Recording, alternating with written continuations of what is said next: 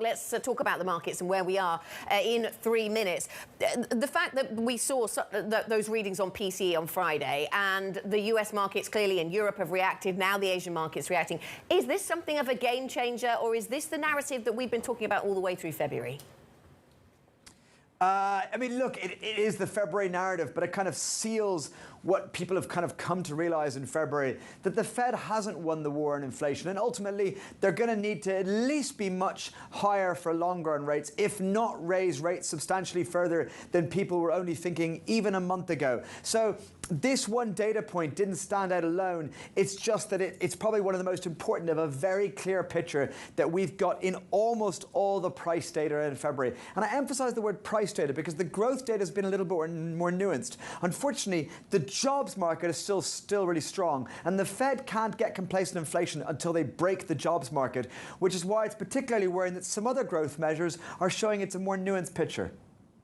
What do you make of what's going on commodities with that in mind, with the growth picture in mind then, Mark? Because we saw commodities drop on Friday. Commodities continues to be weak this morning. Is that just the strength of the dollar and the sort of other side of that trade? Or is there something going on here? Because you might have expected, if this isn't about growth, if this is about rates, that maybe there wasn't quite so much read across, but maybe it is that dollar effect.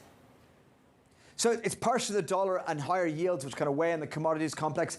But it is one of the problems out there. Commodities are also falling because, as I said, away from labour markets, there are some growth concerns in the economy. Sure, it's not as bad as it looked 2 months ago, but we know that growth is slowing a little bit. Now, the problem is if the Fed has to hike rates until they really break the labour market, that implies much tighter policy into growth that's already softening. So I think the commodities show the real dilemma we're getting here, that we're getting dangerously close to going to a kind of a much deeper recession that needs to be enforced by the Fed to control an inflation problem they haven't yet got on top of.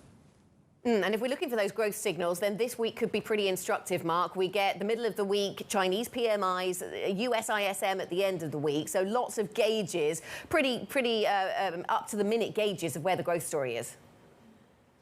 Yeah, look, I think the US one's always more important at the moment just because from a financial market perspective, it's led by the Fed and rates policy. Now, from a global growth one, you're absolutely right that the Chinese PMIs will tell us, where we are in the reopening in China and kind of assess the progress there. So I don't mean to dismiss them, I think that, but it's just a slower moving data point. It will end up being as important, but not in the immediate market reaction. But for immediate market reaction, every single US data point really plays into yields immediately. OK, and just a quick word on the BOJ then, Mark, and what we've heard there, because I know you will have been tracking this. UADA then saying the benefits of BOJ stimulus outweigh the side effects and also need to continue easing to support the economy. So that sounds very much like continuity. But then he also said a policy shift may have to be a surprise sometimes, which I feel like we need to remember that. Yeah, look, it is very true. I still think that the BOJ probably won't change policy until the second half of this year.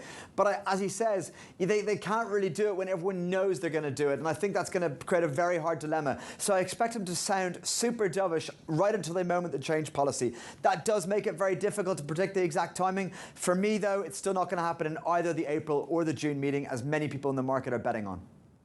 It makes things exciting anyway. Remember, you can get up-to-date analysis and insight with Mark and the rest of the Markets Live team. MLIV Go is the function to use on your Bloomberg terminal to stay across the market conversation.